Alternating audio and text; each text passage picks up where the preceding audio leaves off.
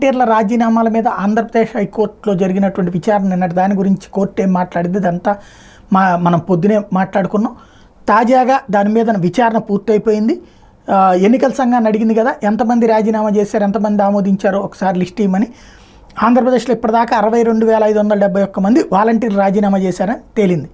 హైకోర్టుకి నివేదించింది ఎన్నికల కమిషన్. వాలంటీర్ల రాజీనామాల మీద మేము జోక్యం చేసుకోలేమని ఈసీ చెప్పింది. ఎందుకు వాళ్ళ రాజీనామాలు ఆమోదించొద్దు, వాళ్ళు అలాగే ఉండాలి, వాళ్ళ రాజీనామాలు ఆమోదించేస్తే వాళ్ళు సాధారణ పౌరులు అయిపోతారు, అప్పుడు వాళ్ళు వచ్చి ఎన్నికల ఏజెంట్లుగా పనిచేస్తారు, వాళ్ళు ఎన్నికల ఏజెంట్గా పనిచేస్తే ఎన్నికలను ప్రభావితం చేస్తారు అంటే అట్లాంటి హక్కు లేదని ఎన్నికల సంఘం వాదించింది, అట్లాగే రాష్ట్ర ప్రభుత్వం వాదించింది.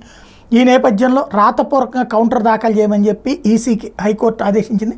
తదుపరి విచారణ 2 వారాల పాటు వాయిదా పడింది. అంటే ఇవాళకి 14 రోజుల పాటు, అంటే ఇవాళ వచ్చేటప్పటికి మనకి డేట్ వచ్చేటప్పటికి 24 వచ్చింది. అంటే 14 రోజుల పాటు అంటే వచ్చే నెల 4, ఆ తర్వాత ఇంకోటి, అంటే దగ్గరగా ఎన్నికలకి ముందు దీని మీద తేలబోతోంది.